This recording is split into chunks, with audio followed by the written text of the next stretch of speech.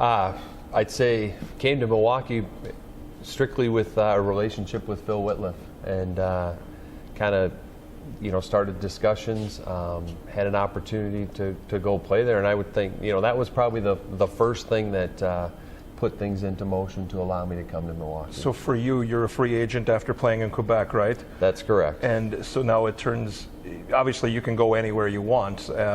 Did you talk to anybody else, or did Phil call and say this is the place, and you said, yeah, that sounds all right? I think at the end of my year with Quebec, I had an injury, so I didn't finish the year, actually playing, and that probably in the end didn't help me. And so, yeah, I think, you still want to find another opportunity at the NHL level. When it looked like that was not going to happen, those discussions came, with Phil, and having the relationship with him from way back, it was just, it was a very easy decision, actually. It's very rare nowadays to see a team sign a player that is not signed by an NHL parent club. So Milwaukee, being an independent at that time, I got to imagine was extremely attractive to a lot of guys, yourself included. Absolutely. And it's one of the things that I look back on and very appreciative of is, we had, it was an independent team. It was guys that, we all had houses. We were there a year long. I mean, in the summer we were out at, say, for example, Summerfest, doing things with the kids, representing the Milwaukee Admirals. And it was, we had some very good players that looked at Milwaukee as a very good opportunity. I don't want to get too deep philosophically here, but is this level of hockey, or maybe it's all levels of hockey, is it missing a little bit now that you don't see the guys stick around town throughout the summer? Once the season's over, they pretty much head back to Canada or Florida or wherever they have homes. That was a huge positive for me. There's the relationship with the fans because, not only during the season, but also during the summer. Yeah, they're your neighbors, whatever. Exactly. And I also think they, game in and game out, I'm sure that they cheer for everybody on the team, but if they had that favorite player, for the most part, that player was going to be there every night. And there was a connection, certainly, between the fans and the players at that time. You played for a couple of coaches there, but Kurt Fraser being one of them. What was it like to play for that guy who, to hear tell, is maybe the most intense guy anybody's ever been around? Yeah, absolutely. I mean, it was early, I think, in his coaching career, but definitely a guy that right from the start, you respected him by his preparation for the games, for the practices, his work ethic. I was always a guy, I think, that believed in, a strong work ethic off the ice leads to a good work ethic on the ice. And he certainly promoted that to our guys. And we were just talking about him a couple minutes ago, and we certainly wish him the best down in Dallas. Now, were you a teammate of his at one point? When you turned pro, you joined the Blackhawks organization. Was he still there when you joined the team? He was not there. He was not, point. Okay. No. But, you think of Kurt Fraser, and I can still remember being next to, riding a stationary bike in the locker room, and, he's in there on a workout just blowing that thing away. And, I mean, he was just a hard-working, intense guy. And it was great. It was a good relationship. Some of the guys you played with, and those were some great years, clearly. Talk about some of the guys you played with. Let's start with Herc. Well, yeah. I mean, like we mentioned, an attractive situation for a player like him. I mean, we were thankful to have, a kid like that on our team that, at any time could help us, score some goals, do different things on the ice. And I think once again, I mean, I know he was still around the area. He was coaching college hockey. He has a lot of value to bring to those young kids coming up, especially in that Milwaukee area. And but he was a heck of a player, no doubt. How about Gino? Yeah, and I, thankfully I still get to see Gino. He's just in Chicago. He brings quite a few teams through our great facility we have here, and it's just it's kind of like the time. As soon as we see him, we kind of just smile because. We did. I mean, we had a lot of fun as a group, and maybe that's what it was. Not only we all kind of lived together, and stayed in the area for 12 months, but we did a lot of things off the ice as well. And I'm thankful to still see guys like that. Now, a lot of you guys, I'm imagining, are starting young families at this point, right? When you're living there? Yeah, absolutely. My wife and I, maybe not necessarily quite yet, but we had a lot of kids, and I mean, it was always, hey, you work hard for those days off or those optional skates, and when we had those, it was pretty neat to see all the young kids out there. What was it like playing in the Bradley Center right when it opened, a couple years into it being open? Oh, it was it was a great facility. My wife and I, certainly my family, being it's probably on a good day about 3.5 hours from South Bend, and I mean I was very fortunate to be able to play close to home in such a nice building. The playing for the Pettits, Mr. and Mrs. Pettit. Did you see them around a lot? Did you know they were in the building all the time? Did it matter to you guys that they were in the building at the time? It mattered to us if they were in the building. We did see them. It was always kind of a classical, wait after a nice win to see Mr. Pettit come down to the locker room and have a couple things to say to the team. And it was one of those. Yeah, we had a good game. It was a big win. You knew he was going to come in there, and as soon as he came in, the room would go silent, and we all kind of just we're going to hang on what his small message might be. And you guys are veteran players. I mean, this isn't like he's coming in to talk to a bunch of 21-year-old kids. That's kind of neat that he had, and that you guys had that kind of respect for him. Absolutely, and I think it clearly was because of the building we were able to play in, but the way that we were treated. Mm-hmm. I mean, we were. It has a lot to do. I was fortunate to be in Milwaukee for 6 years, and a lot of it, most of it, is we were treated very, very well. And the league at that time was really starting to grow, and it wasn't just the bus league that it was in the 80s. You were playing out in California, you were going to Florida and Texas, and I'm sure there were some flights. It wasn't just trying to hole up in a bus and sleep until you got to the next town. Absolutely, and travel is certainly a part of it, and I think it's fair to say that they would work extremely hard to make it as manageable as possible and as comfortable as possible. You guys had as I said, you won games. Do you feel? I mean, the way the travel was and the way the league was going. It would have been great to be in the NHL, but do you feel like you missed out by not being in the NHL? I mean, it seems like from everybody I've talked to, you've still had that NHL experience, but you were playing in the IHL. Yes. I mean, yeah. I mean, my situation, finishing in Quebec, certainly you're looking for an opportunity at that NHL level. But I felt, like I said, I was able to be in Milwaukee 6 years, and from our fans to the way that we were treated as players, mm-hmm. to the coaches that we were able to spend time with on the ice. It was, it's the next best thing, but it's the next really, really good thing. Yeah.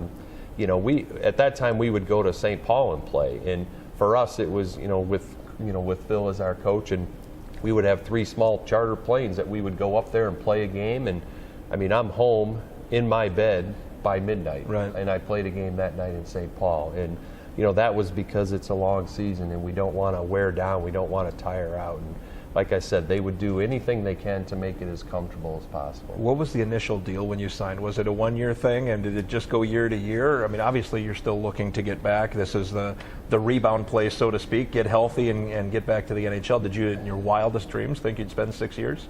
Maybe not initially, and I think the first deal, it was maybe a couple years, but it was always just a relationship and a conversation with Phil. At that point, I didn't have an agent. Don't want to say I didn't need an agent, but I never had one. And it was a conversation, and it was a great 6 years. No doubt. Explain your relationship with Phil. I mean, I think people may know that you were both Notre Dame guys, but maybe beyond that, obviously there's a connection between the two of you. Yeah, he played for my dad, so I've known him a long time, and he's one of those guys that always, when you see him, say hi to your dad, say hi to your mom and dad. How is your family doing? And he not only had a good relationship with me, but also my wife. And the masses that he would hold up at his lake is something that I'll always remember, where our team was invited up there. And he's a guy that at any time you could call, you felt comfortable calling, and he would do anything for you. And that's from my family. My entire family, my mom and dad, my wife, everybody, very thankful for that relationship. There is a program in mid-90s, 95 maybe, where you guys climbed up on the roof of the Bradley Center. Do you remember this? Do you remember doing this? How did you get up there? That's a good question. I don't know if I remember exactly how we got up there. Close your eyes and hope? Yeah, I do remember being up there. That's right. Yes. I don't remember how we got up there. That would be. You don't have a height thing or anything, do you? I mean, I do have a little bit of a height thing, yeah. so that must have been a little tough. A little hairy. Yeah. Do you remember anything about it, or maybe you just blocked it out if that's the case? Yeah, I don't remember a whole lot, but I remember being up there. Yeah, and I know. I don't think I was the person. Somebody had to be kind of on a slanted area, if I remember, and I don't know if I had to do that or not. But yeah. You know, we were talking about Phil. Phil has said on countless occasions that you were hands down the best defensive forward that he's ever seen. Knowing your relationship, that certainly has to make you feel good. But what was it? I mean, you were a guy who scored 75 points roughly your last year here in college, and you have to make that transition from being the big time scorer. Not that you weren't a two-way player, but the big time scorer to a guy that would shut down the other team. Yeah, I mean, I was fortunate, certainly in my years here, I was able to score a little bit, but I think at some point you need to decide, what it is that you can do to get to that level and to stay at that level. And, I always look back, I mean, I could skate, which I'm thankful for, and I think if you can skate, then that's going to help you. But I just took a lot of pride in, if that was my job to shut down another line, then, you take a lot of pride in it and you do everything you can. And in killing penalties, I mean, I would jump off that bench ready to kill the penalty, because I think special teams it's a big part. It still is at this day, in this game. And, if we can, as a team, be on the plus side, in other words, score more goals than we give up, we have a chance to win every night. And I just, that was kind of my spot, my niche, and I took it and I enjoyed it. When did it become that way, or how did it become that way? Did you say, Coach, I'm doing this? Or did they say, all right, Mike, we see something in you, you're going to do it, and then you just said, okay, I'll do it? Yeah, I think you just kind of, you're placed in a role, and, you kind of, it doesn't take long to figure out you're not with maybe, some centerman like a Tony Herkus that, boy, he's going to get you the puck, and like with Gino, I mean, that Gino could score goals and he would score from anywhere. I mean, he's a goal scorer, and you kind of who the players that you're playing with, and then as a group of three forwards, you need to figure out, okay, how can we help our team, and you just you grow into that role and kind of take it from there, gain confidence, and just continue to remind yourself that maybe you're not scoring as many as you would like, but you're still a big part of the overall success of the team. I want to ask about one more guy. You were there with Couturier too, right? Yeah. I know we've talked a lot about offensive-minded guys, but what was it like to play with Sly? Yeah, Sly was absolutely. I mean, but he was a lot of times he played center, and he was that big, strong, down the middle. You want to be solid up the middle, and another guy around that net. Boy, he was crafty, and he could score. He could score a lot of nice goals as well. Who did you skate with primarily? And it probably changed year to year, I would guess. Yeah, like a Fabian Joseph. I can remember being on the ice a lot of times, killing penalties with him. Another good friend in Milwaukee, Carl Valmont. He was there for quite a long time. Still to this day is a dear, good friend. But just I mean, it was lots of good guys going through those years. Your number was retired by the Admirals. Relive that night for me, if you would, what it was like for you and your family. Well, yeah, the family was a big part of it. I had everybody from this area. I had an uncle that I used to spend some summers with playing hockey in Minnesota, who actually drove down and was in South Bend a couple weeks ago and was still talking about that night, quite honestly. Mother-in-law, just a lot of my sisters, all their families. It was a neat night. It was a nice night because as a group, as our family, we were all able to be there. And it was a great one. What kind of speech did you give? Short and sweet? Yeah, once I start talking, I think I do okay. I gave a speech at our wedding that I was nervous about, but I was just thankful. I mean, just thankful for, looking around the rink that night of the people that are there and the support that they gave, our groups, our teams when I was there. Certainly thankful for, my family. My family was a big part of it, and my wife. I mean, she's been alongside for a lot of those, and a lot of the fun things and the times we had in Milwaukee, we were there together. And So I think just very appreciative and just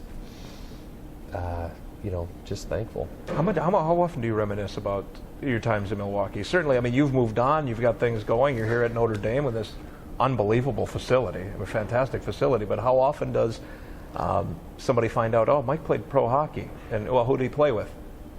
Yeah. Is Milwaukee the first thing you say, or yeah, it is? yeah. I mean, when we left Milwaukee, we actually moved back there a few years later, and my wife to this day still would not mind moving back again. So we talk about it a lot. We get a lot of teams that come through here from the Milwaukee area, so it always is a common discussion, let's say, and we really liked Milwaukee for sure. And I think if we left South Bend for whatever reason, that would be one of the places we would want to go. Well, let's talk about what you're doing now, because again, this facility that we're in here is unbelievable. I mean, second to none. So explain what you're doing here on the campus at Notre Dame. Well, I work, this is the Compton Family Ice Arena. I'm a manager, and what I do is the programming and the instruction. So I do a lot of the scheduling of the events, the activities on both rinks here. We have an Olympic rink over here. And then I thankfully get to go out on the ice with all the kids, whether they're learn to skate level ages, high school kids. We do some adult clinics here. We do a ton of things with our students on campus here. So I kind of oversee the activities that are at the facility. But there's also the instruction piece that I still get to go on the ice and help the young hockey players, both boys and girls. Your child involved? He's involved from a standpoint of he comes here and he just skates. He's actually never had all the hockey gear on, which is just fine. I was here a lot of the day yesterday, and he was kind of my little sidekick. So he's helping me move nets. He's helping me move snow around, and that was great. It's when you're at the rink a lot, we find ways to try to spend time together. So it's okay. He's not going to be a hockey player, but he still likes to. Does it remind you of you, though? I mean, I got to imagine with your dad being at the rink a lot, you were doing the same thing. Absolutely. And I always tell you grow up around a rink, and the best teacher around is the ice, and I think that's part of it. But then I think a part of it is with my dad. It was, you can go out there, do what you want to do, and as I grew up and started playing games, we would talk about the game. So I got to learn about the game. I understood the game, but it wasn't from a pressure standpoint. It was just kind of, how did the game go? We'll discuss it, and then we'll, okay, we need to get you something to eat, and we'll move on type thing. And I think there's kind of two pieces to that. And so the ice time is there, and how are you utilizing it, but also just kind of grow at your own pace and enjoy it.